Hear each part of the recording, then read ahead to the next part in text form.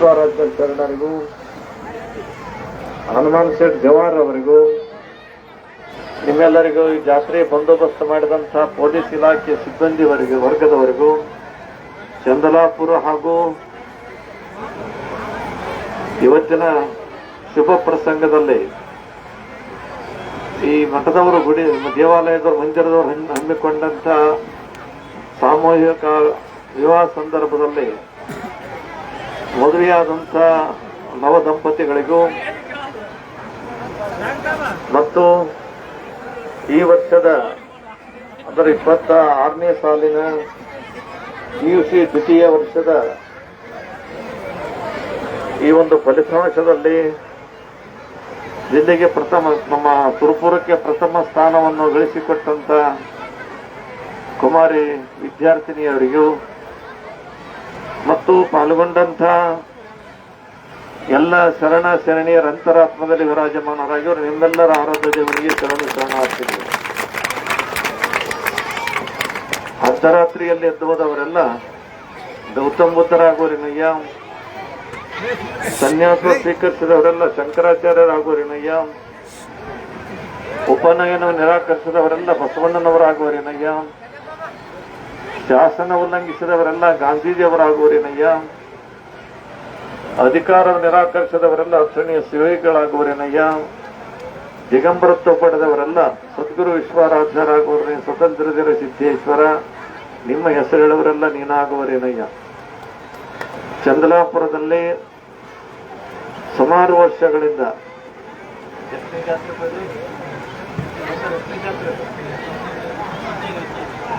15ನೇ ಜಾತ್ರೆ ಬಹಳ ವೈಭವದಿಂದ ಪ್ರತಿ ವರ್ಷನೂ ಕೂಡ ಬಹಳ ಭಕ್ತಿ ಶ್ರದ್ಧೆ ಗುರುವಿನ ಮೇಲೆ ಇಟ್ಟಂತ ನಂಬಿಕೆಯಿಂದ ನೀವೆಲ್ಲರೂ ಕೂಡ ಊರನವರು ಬಂದಂತವ್ರು ಎಲ್ಲರೊಂದಿಗೆ ಸಹಾಯ ಸಹಕಾರ ಪ್ರೀತಿ ಗೌರವವನ್ನು ತೋರಿಸುವಂತ ಜಾತ್ರೆ ಬಹಳ ವೈಭವದಿಂದ ಮಾಡಿಕೊಂಡು ಬಂದಂತವರಾಗಿರಿ. ಈ ವರ್ಷ ಸ್ವಲ್ಪ ಜನ ಹೆಚ್ಚಿದ್ದಂಗೆ ಕಾಣಿಸ್ತದೆ, ಟೈಮನು ಬಹಳ ಆಯ್ತು. ಆದ್ರೂ ನೀವು ಬರೋದ್ರೊಳಗಾಗಿ ನಮ್ಮ ಸದಾ ಸಂಚಾಲಕರು ಹೇಳಕತ್ತೀವಿ, ರಾತ್ರಿ ಭಾಳ ಆಗ್ಯದ, ತೇರ ಆಜು ಬಾಜು ಯಾರ್ಯಾರು ಬಾಡ್ರ ಅಂತ ತಿಳ್ಕೊಂಡು ನಿಮ್ದು ಒಂದು ವರ್ಷ ತೇರ 2 ವರ್ಷ ಸ್ವಲ್ಪ ಹೆಚ್ಚ ಕಡಿಮೆ ಮಾಡಿತ್ತದು, ಅಂದ್ರೆ ಬಹಳ ಸ್ಪೀಡ್ ಹೋಗಿ ಬಂತು. ಮತ್ತೊಂದು ವರ್ಷ ನಮ್ಮ ಕರ್ಲಾಕ್ ಬಂದಾಗ ನಾ ಹೇಳಿದೆ, ನೋಡಪ್ಪ ತೇರು ಯಾವಾಗ ನಡೀರಿ ಬಹಳ ಶಾಂತ ರೀತಿಯಿಂದ ಹೇಳಿದ್ರೆ ತೇರು ಎಳೆದಕ್ಕೂ ಲಕ್ಷಣ ಎಲ್ಲರಿಗೂ ಒಳ್ಳೇದಾಗ್ತದ, ಹಂಗೆ ಮಾಡ್ರಿ ಅಂತ ತಿಳ್ಕೊಂಡಂದಾಗ ನಾ ಒಂದು ಮಾತನ್ನ ಅಂದಕ್ಕೆ ಇವತ್ತು 15 ವರ್ಷ ಆದ್ರೂ ಕೂಡ ಬಂದಂಥವ್ರಿಗೆ ಯಾರಿಗೇನು ತೊಂದರೆ ಎಲ್ಲಾರ್ದಂಗ ತೇರು ಎಳ್ಕೊಂತ ನೀವು ಹೆಂಗ್ ಎಳಿಲಾಕತ್ತೀರಿ ಅಂತಂದ್ರ ಈ ತೇರು ಎಳ್ಯದ್ ನೋಡ್ಬೇಕಾದ್ರೆ ಚಂದ್ರಾಪುರದಾಗ ಹೋಗಿ ನೋಡ್ಬೇಕಪ್ಪ, ಅಷ್ಟು ಚಲೋ ತೇರು ಎಳಿತಾರ ನಂಗ. ನೀವೆಲ್ಲರೂ ಕೂಡ ಬಹಳ ಭಕ್ತಿಯಿಂದ ಇಲ್ಲಿ ಯಾರಿಗ್ಯಾರು ಹೇಳೋರಿಲ್ಲ, ಯಾರಿಗ್ಯಾರು ಕೂಡ್ರನೋರಿಲ್ಲ, ಯಾರಿಗ್ಯಾರು ಬರ್ರಿಯಪ್ಪ ಅನ್ನೋರಿಲ್ಲ. ಆದ್ರೂ ಕೂಡ ಎಲ್ಲರೂ ಬರ್ರಿಯಪ್ಪ ಅನ್ಬೇಕಾದ್ರೆ ಒಬ್ಬ ಬಾ ಅಂತ ತಿಳ್ಕೊಂಡು ಕರೆ ಬೇಕಾಗ್ತಾನ. ಹೇಳೋರಿದ್ರಂದ್ರೆ ಒಬ್ಬ ಹೇಳೋವಿತ್ತಂದ್ರೆ ಕುಂತು ಓಡಾಡೋರು ಮಾಡ್ತಿರ್ತಾರ. ಇಂಥವ್ರು ಕರೆದಿಲ್ಲಪ್ಪ ನಮ್ಗೆ ಹೋಗಿಲ್ಲ ಅಂತ ತಿಳ್ಕೊಂಡು ಕರೆದಿಲ್ಲ ಅನ್ನೋರಿಗೆ ಬರಲ್ಲ ಅನ್ನೋರು ಇರ್ತಾರ. ಆದ್ರೆ ನೀವೇನು ಬಂದಿರಲ್ಲ ಎಲ್ಲರೂ ನಿಮ್ ಮನಪೂರ್ವಕವಾಗಿ ತಿಳಿದು ನಮ್ಮೂರು ಜಾತ್ರೆಪ್ಪ ಪಾಪ ಮಾಡಕತ್ತಾರ, ನಾವೆಲ್ಲರೂ ಕೂಡಿ ಹೋಗಿ ನಮ್ದಿಟ್ಟು ದರ್ಶನ ತಗೊಂಡು ಜಾತ್ರೆಗೆ ಶೋಭೆ ತಂದು ಕೊಟ್ರಾಯ್ತಂತ ತಿಳ್ಕೊಂಡು ಚಂದಲಾಪುರದವರು ಮತ್ತು ಸುತ್ತಮುತ್ತಲಿನ ಗ್ರಾಮದವರು ಭಕ್ತಿ ಇಟ್ಟೇನು ಬಂದಿರಲ್ಲ, ಇದು ನಿಜವಾದಂತ ಜಾತ್ರೆ ಅಂತ ಹೇಳ್ಬೇಕಾಗ್ತದೆ. ಜಾತ್ರೆ ಇದರದ ಅರ್ಥ ಏನಂತ ಕೇಳಿದ್ರೆ ಎಲ್ಲರೂ ಪ್ರೀತಿಯಿಂದ ಸೌಹಾರ್ದತೆಯಿಂದ ಸ್ನೇಹದಿಂದ ಬಹಳ ಒಳ್ಳೆ ಹುರುಪಿನಿಂದ ಮಾಡತಕ್ಕಂಥ ಕಾರ್ಯಕ್ರಮಕ್ಕೆ ಜಾತ್ರೆ ಅಂತ ಕರೆಯುವಂತವ್ರಾಗ್ತಾರೆ. ಅಂತ ಒಂದು ವಿಚಾರದಲ್ಲಿ ಇವತ್ತು ಮನೆಯಾಗ ನೀವು ಬೇಕಾದಷ್ಟು ಸಂಸಾರದಲ್ಲಿ ಅನೇಕ ತಾಪತ್ರಗಳನ್ನ ನೀವು ಜೀವನದಲ್ಲಿ ಅನುಭವಿಸುವಂತವ್ರು ಆಗ್ತೀರಿ. ಯಾಕಂದ್ರೆ ಜೀವನದಾಗ ನೀವು ಹುಡುಕಾಡ್ಕೊಂತ ತಿರುಗಾಡ್ಕೊಂತ ಕೇಳ್ಕೊಂತವ್ರಿ ಯಾರು ಪೂರ್ಣ ಸುಖಿ ಇರಂತ ಯಾರು ಹೊಂದಿಲ್ಲ. ಅದು ಜಗತ್ತದ ಒಂದು ನಿಯಮ. ಅದ ಜಗತ್ತದ ನಿಯಮ ಏನದಂತ ತಿಳ್ಕೊಂಡು ಕೇಳಿದ್ರ ನನಗೆ ಆರಾಮೀನಪ್ಪ ಅಂತ ತಿಳ್ಕೊಂಡು ಯಾರು ಅನ್ನಂಗಿಲ್ಲ. ಯಾಕಪ್ಪ ಏನದೆ ಎಲ್ಲ ನನಗೆ ಬಹಳ ಅದಪ್ಪ ಆರಾಮದಿ, ಏನ್ ಆರಾಮದಿ, ದೇವ್ರು ಬಹಳ ಕೊಟ್ಟಾನ ನನಗೇನು ಎಣಸಷ್ಟು ಪುರುಸತಿ ಇಲ್ಲ, ಆಸ್ತಿ ಏಟ್ ಅನ್ನೋದು ನನಗೆ ಗೊತ್ತಿಲ್ಲ, ಆದ್ರೆ ಡಾಕ್ಟರ್ ಹೇಳ್ಯಾರ ನಮಗೆ ನುಚ್ಚುಣು ಅಂತ ಹೇಳ್ಯಾರ ಏನು ತಿನ್ಬಾರ್ದು ಅಂತಾರ ಅಂತ ಹೇಳ್ತಾರೆ. ಇದು ಶ್ರೀಮಂತಿಕೆ ಅಲ್ಲ. ಶ್ರೀಮಂತಿಕೆ ಅಂದ್ರೆ ಹೆಂಗಿರ್ಬೇಕಂತ, ಹಸುವಾದ ಇದು ಊಟ ಮಾಡಿದ ನಂತರ ಉಂಡನ್ನ ಕರಗಬೇಕು, ಮಲ್ಕೊಂಡ ನಂತರ ಹಾಸಿಗೆ ಮೇಲೆ ನಿದ್ದೆ ಹತ್ತಬೇಕು. ಎದ್ದುಗಳೇ ಆರಾಮ್ ಮಲ್ಕೊಂಡು ಎದ್ದಿನಪ್ಪ ಅಂತ ತಿಳ್ಕೊಂಡು ಯಾರು ಅಂತಾರ ಅವನೋಡ್ ಶ್ರೀಮಂತ ಯಾರೂ ಅಲ್ಲ. ಬಡವ ಭಕ್ತರಲ್ಲಿ ಕೂಡ ದೈವತ್ವ ಭಾವನೆ ಕಾಣ್ತೀವಿ. ದೇವ್ರು ಎಲ್ಲಿಯಾನ ಅಂತ ತಿಳ್ಕೊಂಡಂತ ಹಚ್ಚಿರ್ತಾರೆ ಎಲ್ಲರೂ. ಯಾಕಪ್ಪ ಏನ್ ತ್ರಾಸ, ಏನ್ ದೊಡ್ಡವ್ರು ನೋಡ್ರಿ, ದೊಡ್ಡವ್ರಿಗೆ ಏನಾದ್ರು ಜಡ್ ಆಯ್ತಾರ ದೊಡ್ಡ ದೊಡ್ಡ ಊರಿಗೆ ಹೋಗ್ತಾರ. ನಾವ್ ಇಲ್ಲಿ ಒಬ್ಬ ದೇವ್ರ ಆಶೀರ್ವಾದ, ದೇವ್ರ ಆಧಾರ ಹಾಕೊಂಡ್ಬಿಡಮ್ರಿ, ನಮಗ್ ಆರಾಮ ಆಗ್ತದ. ಅಂದ್ರೆ ನಿಮ್ಮಲ್ಲಿ ಏನ್ ಬರ್ತಂತ ತಿಳ್ಕೊಂಡು ಕೇಳಿದ್ರ ಅಲ್ಲಿ ಹೋಗ್ಬೇಕು ಇಲ್ಲಿ ಹೋಗ್ಬೇಕನ್ನೋಂತ ಭಾವನೆ ಬರಂಗಿಲ್ಲ. ಸಾಕಪ್ಪ ನಾವು ನಂಬಿದಂತ ದೇವ್ರ ಮ್ಯಾಗ ನಾವು ವಿಶ್ವಾಸ ಇಡಮ್ಮ, ನಂಬಿದಂತ ಜಾಗದ ಮ್ಯಾಗ ನಾವು ಹಂಬಲಿಸ್ ಹೋಗಮ್ಮ. ಆ ಗುರುನಾಥ ಏನ್ ಕೊಟ್ಟಂತ ವಿಭೂತಿ ಆಧಾರ ಏನಿರ್ತಲ್ಲ ಅದನ್ನ ಮೈಗೆ ಹಚ್ಕೊಂಡು ಹೊಟ್ಟೆಗೆ ಇಡ್ಕೊಂಡೆ ಅಂದ್ರೆ ಅವ ಏನಾರ ಮಾಡ್ಲಾಕಂತ ತಿಳ್ಕೊಂಡಂದಾಗ ದೇವ್ರಂತನ ಇವ ಎಲ್ಲ ಬಿಟ್ಟಪ್ಪ ನನ್ನ ಮ್ಯಾಗ ಬಂದನಂದ್ರೆ ನಾ ಇವ್ರಿಗೆ ಆರಾಮ ಮಾಡಿದ್ರೆ ಆಯ್ತು ಅಂತ ತಿಳ್ಕೊಂಡು ಬಡು ಬಗ್ಗರಿಗೆ ಕೈ ಹಿಡುವಂತವ್ರು ಆಗ್ತಾರೆ. ಯಾಕಂದ್ರೆ ನಾವು ಬಡವರು ಇವಿ, ಶ್ರೀಮಂತ ಸುಖವಾಗಿರ್ತಾರ ಅಂತ ತಿಳ್ಕೊಂಡಂದ್ರ ಅದು ಮಾತಾಡ್ತಲ್ಲ. ಯಾಕಂದ್ರೆ ಮಹಾಭಾರತದಲ್ಲಿ ಎಲ್ಲ ಪಾಂಡವರು ಕೂಡ ಹೊಂಟಿದ್ರಂತ. ಗೊತ್ತಾಗಲಾರ್ದಂತ ಒಂದು ಸಂದರ್ಭದಲ್ಲಿ ಒಂದು ಸರೋವರದಾಗ ನೀರು ಕುಡಿದ್ಬಿಟ್ರು ಅವರು. ಆ ಸರೋವರದ ನೀರು ಕುಡಿದಾಗ ಆ ನೀರಿನ ಗುಣಧರ್ಮ ಏನಿತ್ತಂದ್ರೆ ಅಲ್ಲಿದ್ದಂತ ಬಕ ಪಕ್ಷಿಗೆ ಕೇಳಲಾರ್ದೆ ಯಾರು ನೀರು ಕುಡಿಬಾರದು. ನೀರು ಕುಡಿದ್ರ ಅಂತಂದ್ರೆ ಅಲ್ಲೇ ಎಲ್ಲಿ ಕುಡಿದ್ರೆ ಅಲ್ಲೇ ಬಿದ್ದು ಸತ್ತು ಹೋಗ್ಬಿಡ್ಬೇಕು. ಅವ್ರ ಪಾಪ ಹೊಸ ಮಂದಿ ಬೇಕಾದಂತ ಎದುರು ಬಂದ್ರೆ ಯುದ್ಧ ಆಡ್ತಿದ್ರು. ಆದ್ರೆ ಅಂತ ಮಾಯಾವಿ ಅಂತ ಒಂದು ಗೊತ್ತಿರ್ಲಾರ್ದಂತ ವಿದ್ಯೆದ ಬಗ್ಗೆ ಅವ್ರಿಗೆ ಹೆಂಗ್ ಗೊತ್ತಾಗ್ಬೇಕು? ಹೋಗಿ ಹೊಸ ಮಂದಿ ನೀರು ಕುಡಿದ್ರು, ಹಂಗೆ ಬಿದ್ದರು, ಮಲ್ಕಂಡಲ್ಲಿ ಸತ್ತು ಹೋಗ್ಬಿಟ್ರು. ಅವಾಗ ಧರ್ಮರಾಜ್ ಹೋದ್ನಂತ ಇದ್ರಾಗ ಏನೋ ಇದ್ದಂಗೆ ಕಾಣ್ತದ, ನಾ ನೀರು ಕುಡಿಬಾರ್ದಂತ ತಿಳ್ಕೊಂಡು ಹಂಗ ಆ ಕಡೆ ನಿಂತು ನೋಡಿದ. ಒಂದು ಬಕ ಪಕ್ಷಿ ಕೂತಿತ್ತು. ಆ ಬಕ ಪಕ್ಷಿ ಕೇಳಿದಂತ ಅಲ್ಲ, ನಾ ಗೊತ್ತಿಲ್ಲಾರ್ದಂತ ನಮ್ಮ ಅಣ್ಣತಮ್ಮರು ನೀರು ಕುಡಿದು ಸತ್ತು ಹೋಗ್ಯಾರ, ಮತ್ತೆ ಹ್ಯಾಂಗ್ ಮಾಡ್ಬೇಕು ಅಂದ್ರೆ ಈ ನೀರಿನ ಈ ಸರೋವರದ ಒಂದು ಗುಣಧರ್ಮ ಅದ. ನೀರು ಕುಡಿಬೇಕಾದ್ರೆ ನನಗೆ ಕೇಳಿ ನನ್ನ ಅಪ್ಪಣಿ ತಗೊಂಡು ಕುಡಿಬೇಕು. ಅಪ್ಪಣಿ ತೋಲಾರ್ದಕ್ಕ ಹೋಗ್ಯಾರ, ಮತ್ತೆ ಅಪ್ಪಣಿ ತೋಲಾರ್ದಕ್ಕೆ ಹೋಗ್ಯಾರ ಅಂದ್ರ ಅವ್ರ ತಪ್ಪಲ್ಲ. ಏನೋ ಬಾಯಾರಿಕೆ ಆಗ್ಯದಂತ ಕುಡ್ದಾರ, ಅದು ನಿಸರ್ಗ ನಿಯಮ. ಅದು ಹಸಿವೆ ಆದಾಗ ಊಟ ಮಾಡ್ತಾರ, ನೀರಡಿಕೆ ಆದ ನೀರು ಕುಡಿತಾರ. ಪಾಪ ಇಲ್ಲಿ ಎಲ್ಲ ಇದ್ದಂತ ಇದಕ್ ನಾಲ್ಕು ನೀಜ್ ಅಂತ ಗೊತ್ತಿಲ್ಲ, ಕೇಳ ಕುಡ್ದದ. ಅದಕ್ಕೆ ಏನ್ ಮಾಡ್ಬೇಕು? ಏನೂ ಇಲ್ಲ, ನಾನೀಗೊಂದು ಮಾತು ಕೇಳ್ತೀನಿ, ಮಾತಿಗೆ ಉತ್ತರ ಕೊಟ್ಟೆ ಅಂತಂದ್ರೆ ನಿಮ್ಮ ಅಣ್ಣತಂಬ್ರನು ಹೇಳ್ತಾರ, ಮತ್ತೆ ನೀನು ನೀರು ಕುಡ್ಲಕ್ ಅನುಕೂಲ ಆಗ್ತದ. ಹೇಳಿ ಕೇಳಿ, ನನಗೆ ಎಷ್ಟು ಸಾಧ್ಯ ಆದಷ್ಟು ಇಲ್ಲ, ಒಂದೇ ಮಾತಿನಾಗ ಇರ್ಬೇಕು. ಅಂದ್ರೆ ಜಗತ್ತಿನಾಗ ಪ್ರಪಂಚದಲ್ಲಿ ಅತಿ ಆಶ್ಚರ್ಯಕರವಾದಂತ ಬಹಳ ಗಾಬರಿ ಆಗಂತ ಮಾತು ಯಾವುದು ಅಂತ ಕೇಳ್ತಂತದು. ಬಹಳ ಗಾಬರಿ ಆಗಂತ ಮಾತು ಯಾವುದು?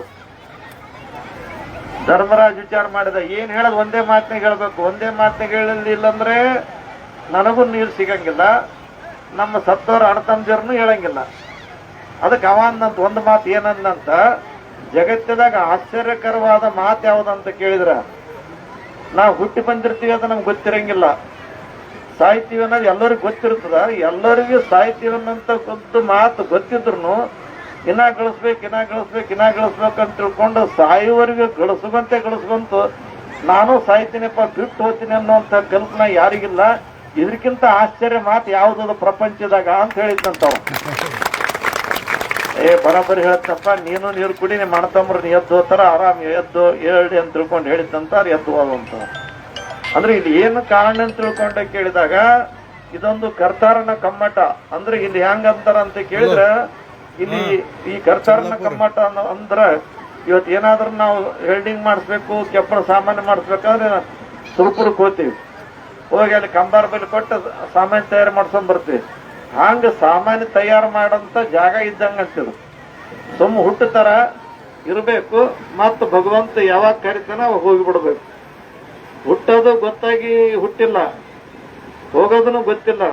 ಅದಕ್ಕೆ ಅನುಭಾವಿಗಳು ಹೇಳ್ತಾರ, ನೀ ಹುಟ್ಟು ಬಂದದ್ದು ನಿನಗೆ ಗೊತ್ತಿಲ್ಲ, ನೀ ಯಾವಾಗ ಹೋಗ್ತಿ ಅನ್ನೋದನ್ನು ನಿನಗೆ ಗೊತ್ತಿಲ್ಲ, ಹ್ಯಾಂಗ್ ಇರ್ಬೇಕನ್ನೋದು ಮಾತ್ರ ನಿನಗೆ ಗೊತ್ತದ. ಅದನ್ನ ತಿಳ್ಕೊಂಡೆ ಅಂದ್ರ ಜಗತ್ತದಾಗ ಪ್ರಪಂಚದಾಗ ನೀವು ಆದ್ರೂ ಉಳ್ಕೊಂಡು ಹೋಗ್ತಿ ಅಂತ ತಿಳ್ಕೊಂಡು ಹೇಳುವಂತವ್ರಾಗ್ತಾರ. ಹಂಗ ನಾವು ಆದ್ರೂ ಕೂಡ ನಿಮ್ಮ ಭೀಮಾಶಂಕರ್ ಮಹಾರಾಜ ಇದೇ ಭಾಗದಲ್ಲಿ ಹುಟ್ಟಿ ಇದೇ ಭಾಗದಲ್ಲಿ ಬೆಳೆದು ಇದೇ ಭಾಗದಲ್ಲಿ ಸಂಸಾರ ಮಾಡಿ ಎಲ್ಲ ಮಕ್ಕಳು ಮಾಡಿದ ಮರಗಳು ತನ್ನನ್ನು ತಾನು ತಿಳ್ಕೊಂಡ ಹೌದಂದ ಎಲ್ಲ ಅಂದ. ಕೊನೆಗೆ ವಿಚಾರ ಮಾಡಿದ, ನಾ ಪ್ರಪಂಚ ಅನ್ಕೊಂತ ಬರೀ ಹೆಂಡ್ರು ಮಕ್ಕಳು ಈ ಸಂಸಾರ ಅಂತ ತಿಳ್ಕೊಂಡ್ನಿ ಅಂದ್ರೆ ಈ ಸಂಸಾರ ನನಗೆ ಇಲ್ಲೇ ಮನೆಯಾಗ ಇಡ್ತದ. ಈ ಸಂಸಾರ ಬಿಡಬೇಕು, ಬಾಹ್ಯ ಪ್ರಪಂಚಕ್ಕೆ ಬರ್ಬೇಕಂದ್ರೆ ಹೊಸ ಸಂಸಾರ ಆಗ್ಬೇಕು. ನಾನು ಹೊಟ್ಟೆಯಾಗಿ ಹುಟ್ಟಿದಂತ ಮಕ್ಕಳು ನನ್ನ ಮಕ್ಕಳು ಅನ್ಬಾರ್ದು, ನನ್ನ ಅನುಭವದಿಂದ ಹುಟ್ಟಿದಂಥವ್ರು ಅಂದ್ರೆ ನನ್ನ ದೀಕ್ಷಾದಿಂದ ಹುಟ್ಟಿದಂಥವ್ರು ಅವರೆಲ್ಲ ನನ್ನ ಸಂತತಿ, ಅದೇ ಕುಟುಂಬ ಅಂತ ತಿಳ್ಕೊಂಡು ನಾ ಹೋಗಬೇಕು.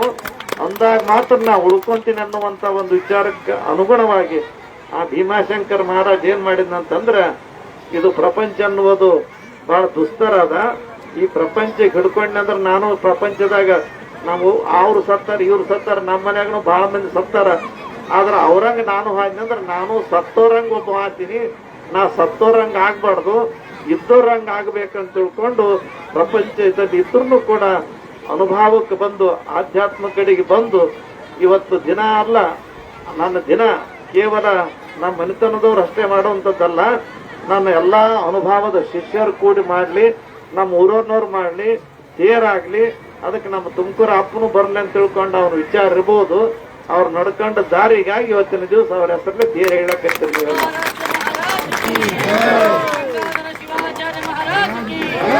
ಅವನು ಪ್ರಪಂಚ ಇದು ನಶ್ವರ ಆದಂತ ತಿಳ್ಕೊಂಡು ಹೇಳಿದ. ಪ್ರಪಂಚ ಎಂಬುದು ಬಲು ಕಷ್ಟ, ಇದು ಯಾರ ಸುಳ್ಳೆ ಮಾಡಿಟ್ಟ ನೀವೆಲ್ಲ ಅಂತೀರಿ. ಅದಕ್ಕೆ ಪ್ರಪಂಚ ಇದು ಬಹಳ ಕಷ್ಟದಿದು, ಇದಕ್ಕೆ ಯಾರೋ ಸುಮ್ಮನೆ ಮಾಡಿಟ್ರೆ ಇದು ಯಾರಿಗೂ ಗೊತ್ತಿಲ್ಲ. ಅವ ಮಾಡ್ಯಾನಂತ ಮುತ್ಯ ಮಾಡ್ಯಾನಂತ ಮಗ ಮಾಡ್ತಾನ, ಮಗ ಮಾಡಿದ ನಂತರ ಮೊಮ್ಮಗ ಮಾಡ್ತಾನ, ಹಿಂಗೆ ಮಾಡ್ಕೋತೇ ಹೊಂಟ್ರ. ಆದ್ರೂ ಇದ್ರ ಒಳಾರ್ಥ ತಿಳ್ಕೊಂಡಿಲ್ಲ. ಒಬ್ಬ ಗುರುವಿನ ಬೆನ್ನ ಹತ್ತಬೇಕು, ಪ್ರಪಂಚ ಬಿಡಬೇಕು. ಗುರುವಿನ ಬೆನ್ನ ಹತ್ತಿದಾಗ ಮಾತ್ರ ಜೀವನ ಉಳಿಯುವಂಥದ್ದು ಆಗ್ತದ. ನವಲಗುಂದ ನಾಗಲಿಂಗ ಶರಣರ ಬಗ್ಗೆ ನೀವೆಲ್ಲ ಕೇಳಿರ್ಬೋದು. ನವಲಗುಂದ ನಾಗಲಿಂಗ ಶರಣರು ಅವ್ರ ಸಂಗಟ ಒಬ್ಬ ಯಾವಾಗ್ಲೂ ಶಿಷ್ಯಮಾಗ ಇರ್ತಿದ್ದ, ತವನಪ್ಪ ಅಂತ ಹೇಳಿ. ಅವನಿಗೆ ಎಲ್ಲಿ ಬಂತಲ್ಲಿ ಕರ್ಕೊಂಡು ಹೋಗ್ತಿದ್ರು. ಅವಾಗೆಲ್ಲ ಮನೆಯವ್ರು ಅಂತಾರೆ, ಇದು ಸಂಸಾರ ಬಿಟ್ಟು ತಿರುಗ್ತದ, ಇದೇನ್ ಮನಿ ತಂದು ಹಾಕೋದಿಲ್ಲ, ಮಕ್ಕಳಿಗೆ ನೋಡಂಗಿಲ್ಲ, ಸಂಸಾರ ಇಲ್ಲ, ಮಕ್ಕಳು ದೊಡ್ಡವರಾದ್ರು ಇದು ಕೊಡೋದು ಗೊತ್ತಿಲ್ಲ, ತಗೊಳ್ಳೋದು ಗೊತ್ತಿಲ್ಲ, ಲಗ್ನ ಗೊತ್ತಿಲ್ಲ, ಮುಹೂರ್ತ ಗೊತ್ತಿಲ್ಲ, ಇದು ಹಿಂಗಾದ್ರೆ ಹ್ಯಾಂಗ ಅಂತ ತಿಳ್ಕೊಂಡು ಅನ್ಕೊಂತಿರ್ತಿದ್ರು. ಅವ ಬಾಲ್ಯ ತವನೆ ಅಂತ ತಿಳ್ಕೊಂಡು ಎಲ್ಲ ಕರ್ಕೊಂತ ರಾಶಿ ಇದ್ದ ಜನನು ಅಲ್ಲೇ ಬಲ್ಲೆ ಗಿಟ್ಟ ಕೂಡ್ತಿದ್ದ. ಹಿಂಗೆ ಮಾಡ್ಕೊಂತ ತವನಪ್ಪನ ಸಂಸಾರ ಹಾಳಾಗ್ಲಕ್ಕತ್ತ.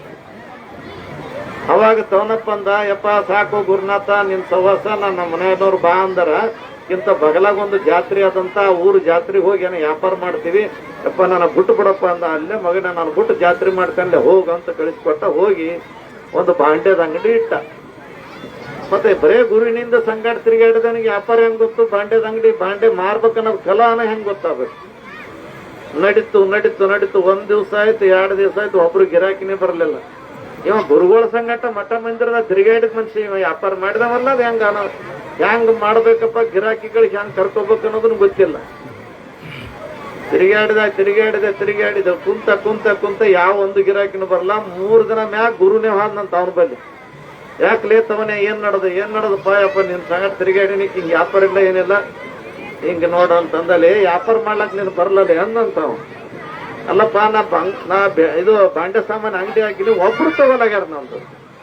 ನಿನಗೆ ಹಂಗ ತೋತಾರಲೇ ತವನೇ, ನಾ ಮಾರ್ತೀನಿ ನೋಡು, ಒಂದ್ ತಾಸ್ನ್ಯಾಗ ವ್ಯಾಪಾರ ಮಾಡ್ತೀನಿ ಅಂದವ. ಒಬ್ಬೊಬ್ಬ ದೊಡ್ಡವ್ರಪ್ಪ ಏನಾರು ಮಂತ್ರ ಇರ್ಬೇಕು, ಯಾರಿಗಾನ ಕರೆಸ್ತಿರ್ಬೇಕು, ಏನಾರು ಮಾಡ್ತಿರ್ಬೇಕು ಅಂತ ತಿಳ್ಕೊಂಡು ಕುಂತ ಒಬ್ಬ ಮನುಷ್ಯ ಬಂದ, ಏನಪ್ಪಾ ಏನ್ ಸಾಮಾನ್ಯ ಇಲ್ವಾ, ನಿನಗೇನ್ ಬೇಕಂದ. ನನಗೊಂದ್ ಬಕೆಟ್ ತಗೋದ್ ಸೀದಾ ಹೋಗು. ಬಕೆಟ್ ಹೋಗ್ಬೇಕು. ಏಟಿಲ್ಲ ನಿನಗ್ ಬೇಕಾದ ಬಕೆಟ್ ಎಲ್ಲ ತಗೋಬೇಕು, ದಾರಿ ಇಡ್ಬೇಕು. ಆಯ್ತು, 10 ತಾಸ್ನಾಗ ಎಲ್ಲಾ ಅಂಗಡಿಗಳಕ್ಕಿಂತ ಇವ್ರ ಬೆಲೆ ಬಂದು ಅಂತ ಮಂದಿ ಕುಕ್ಕಡ್ಕೊಳಕ ತಯಾರು ಮಾಡ್ಲಕ್ ಹೋಗ್ತಾರೆ.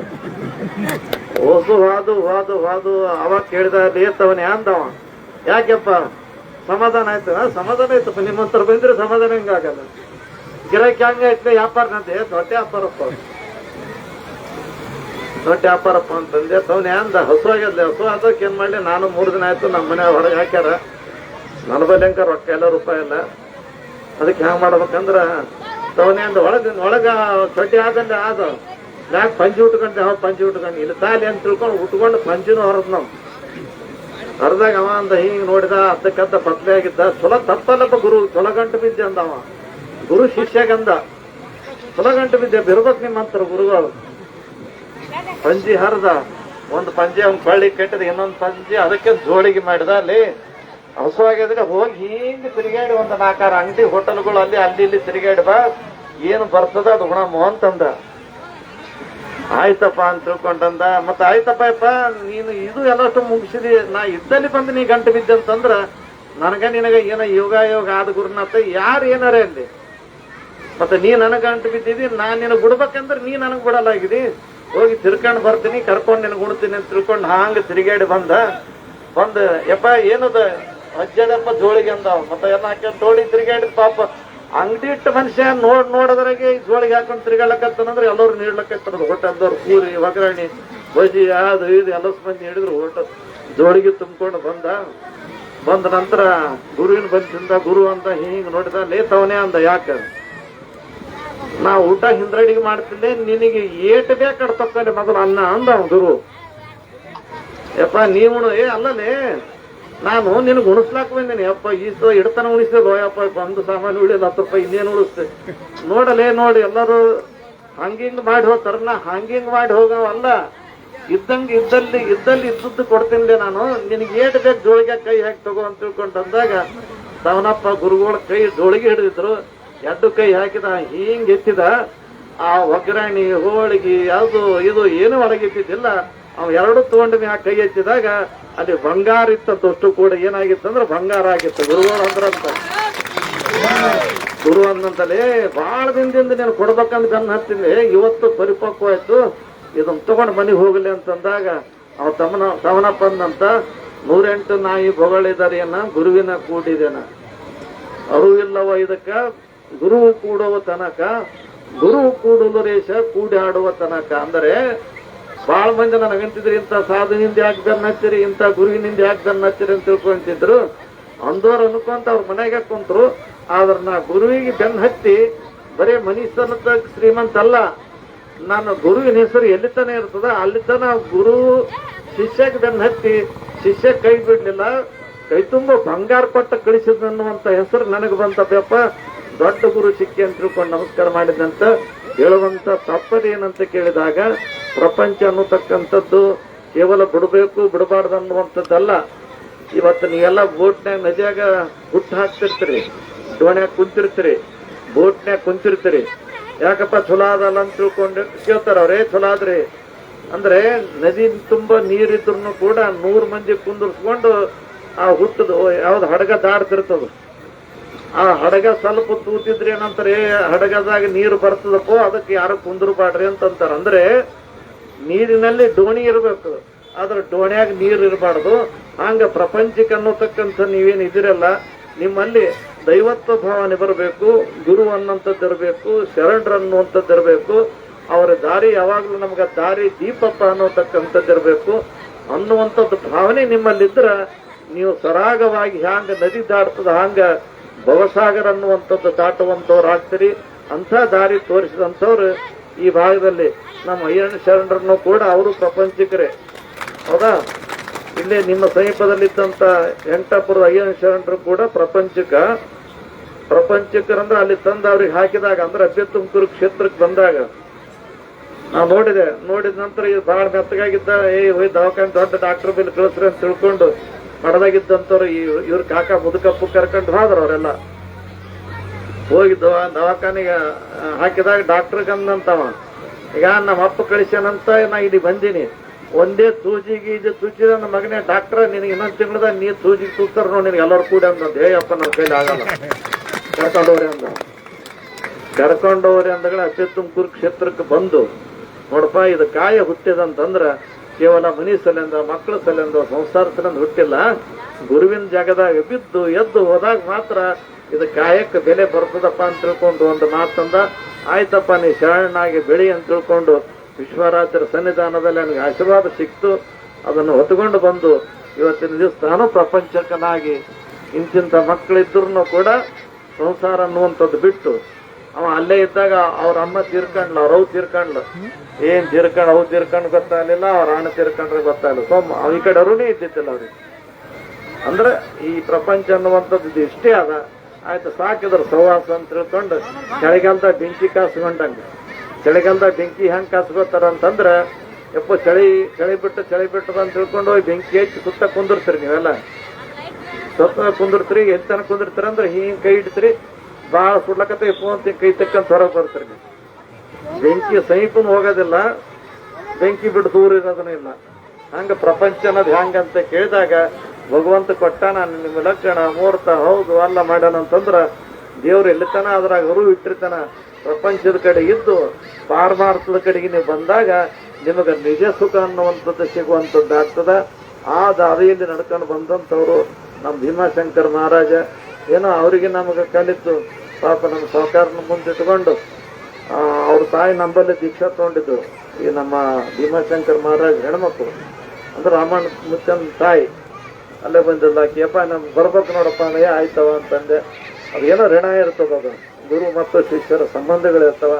ಇಂಥ ಸಂಬಂಧಕ್ಕೆ ಸಾಕ್ಷಿಯಾಗಿ ನಾವು ಬಂದಂಥದ್ದಾಯ್ತು. ಇವತ್ತು ಹೊಸದಾಗಿ ಲಗ್ನ ಆದಂಥವ್ರಿಗೂ ಕೂಡ ಅಕ್ಷತೆ ಅರ್ಪಣೆ ಆಯಿತು. ಅವ್ರದ್ದು ಪುಣ್ಯನೇ ಅನ್ಬೋದು. ಯಾಕಂತಂದ್ರೆ ಯಾಕೆ ಪುಣ್ಯ ಅನ್ಬೇಕಂತಂದ್ರೆ ಇವತ್ತು ಅವ್ರ ಲಗ್ನ ಯಾವ ಊರಾಗಾಯ್ತು ಎಲ್ಲಿ ಆಯ್ತು, ಇಬ್ರು ಇಲ್ಲೇ ಇರ್ಬೇಕು, ಬೀಗ್ರಿ ಯಾವ ಊರವ್ರು ಏನೋ ಗೊತ್ತಿಲ್ಲ ನಮಗೆ. ಆದ್ರೂ ಲಗ್ನ ಪತ್ರ ಕೊಟ್ಟರೆ ನಾ ಇವತ್ತು ಬರ್ತಿದ್ದೆ ಏನು ಮಾಡ್ತೇವೆ ಗೊತ್ತಿಲ್ಲ. ಗೊತ್ತಾಗಲಾರ್ದಂಗೆ ಬಂದು ಅಕ್ಷತೆ ಹಾಕಿ ನೀವು ಚಲೋ ಆಗ್ಲಿ ಅಂತ ತಿಳ್ಕೊಂಡು ಅಂದೇವಲ್ಲ, ಅದಕ್ಕಿಂತ ಪುಣ್ಯ ಆಗ್ಬೇಕು ಅವ್ರಿಗೆ. ಅದು ಇಷ್ಟೆಲ್ಲಷ್ಟು ಮಂದಿ ಬಂದು ಜಾತ್ರೆ ಅನ್ನುವಂಥದ್ದು ಬಂದು ಅವ್ರಿಗೆ ನಮಸ್ಕಾರ ಮಾಡಿ ಅವ್ರಿಗೂ ಕೂಡ ಅಕ್ಷತೆ ಹಾಕಿರಲ್ಲ. ಇವತ್ತು ಅಲ್ಲೇ ಲಗ್ನ ಮಾಡ್ಕೋಬೇಕಂತಂದಾಗ ಮಂದಿ ಕಲ್ಪನೆ ಏನ್ ಬರ್ತದ, ಅಲ್ಲಿ ಬಡವ್ರು ಮಾಡ್ತಕ್ಕತ್ತಾರಪ್ಪ ಮಠದಾಗ ಗುಡಿಯಾಗ ಸಾಮೂಹಿಕ ಮದುವೆ ಮಾಡಲ್ಲಿ ಮಾಡ್ಕೊಂಡ್ರೆ ಬಡವ್ರು ಮಾಡ್ಕೊತಾರ ಅಂತ ತಿಳ್ಕೊಂಡಂತಾರ. ಇದು ಬಡವ್ರ ಲಗ್ನ ಅಲ್ಲ. ಯಾಕಂತಂದ್ರೆ ಬಡವ್ರ ಲಗ್ನ ಇದ್ರು ಎಷ್ಟು ಬೇಕಷ್ಟು ಮಂದಿ ಕೂಡಿರ್ತಾರೆ, ಚಲೋ ಮಾಡ್ಕೊಂತಾರ. ಹಿಂಗ ಜಾತ್ರೆ ಬಂದಂಗ ಮಂದಿ ಬಂದು, ಯಾಕಂದ್ರೆ ಯಾವ್ದನ್ನ ದೊಡ್ಡ ಲಗ್ನ ಇದ್ದ ಹೊತ್ನ್ಯಾಗ ನಿಮ್ ದಣಿಯರು ಅವರು ಇದು ಲಗ್ನ ಇದ್ದು ಅಂತ ತಿಳ್ಕೊ. ಯಾಕೋ ಹೆಂಗ್ ಲಗ್ನ ಆಯ್ತು, ಅದೇ ಏನ್ ಮಂದಿಪ್ಪ ಜಾತ್ರೆ ಆದಂಗ ಆಗಿತ್ತು ಅಂತಂತಾರ. ಅಂದ್ರೆ ಬಹಳ ಮಂದಿ ಬಂದಿರ್ತಾವ.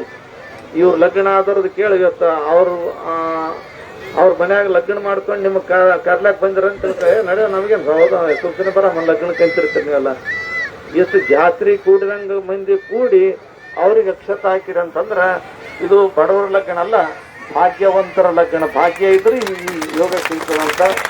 ಅಂತ ಭಾಗ್ಯವಂತರ ಲಗ್ನಕ್ಕೆ ನಾವು ನೀವು ಕೂಡ ಸಾಕ್ಷಿ ಆದೆವು. ಅದಕ್ಕೆ ಅವ್ರ ಬದುಕು ಒಳ್ಳೇದಾಗ್ಲಿ. ಇಂಥ ಒಂದು ಶುಭ ಪ್ರಸಂಗದಲ್ಲಿ ಒಂದು ಜಾತ್ರೆ ಮಾಡೋದು, ಈ ಆಶ್ರಮ ನಡ್ಸ್ಕೊಂಡು ಹೋಗೋದು, ಮಠ ನಡ್ಸ್ಕೊಂಡು ಹೋಗೋದು ಅಂದ್ರೆ ಏನು ಸಣ್ಣದಲ್ಲ. ಯಾಕಂದ್ರೆ ಅವಾಗ ಸೇವಾ ಮಾಡ್ತೇನೆ ಅಂತ ತಿಳ್ಕೊಂಡು ಮುದ್ದಾಂ ಬರ್ತಿದ್ರು. ಈಗ ಸೇವಾ ಮಾಡ್ತೇನೆ ಅಂತಂದ್ರೆ ಸೇವಾ ಇಲ್ಲ ಬಜಿ ಇಲ್ಲ ನಡೀಪ ಅಂತಾರೆ. ಈಗ ಭಾಳ ಮಂದಿ ಯಾಕಂದ್ರೆ ದೊಡ್ಡ ದೊಡ್ಡ ಮಟ್ಟದಾಗ ಕಸ ಹೊಡ್ಲಾರ್ದವ್ರು ಕುಂತಾರ ಪಾಪ.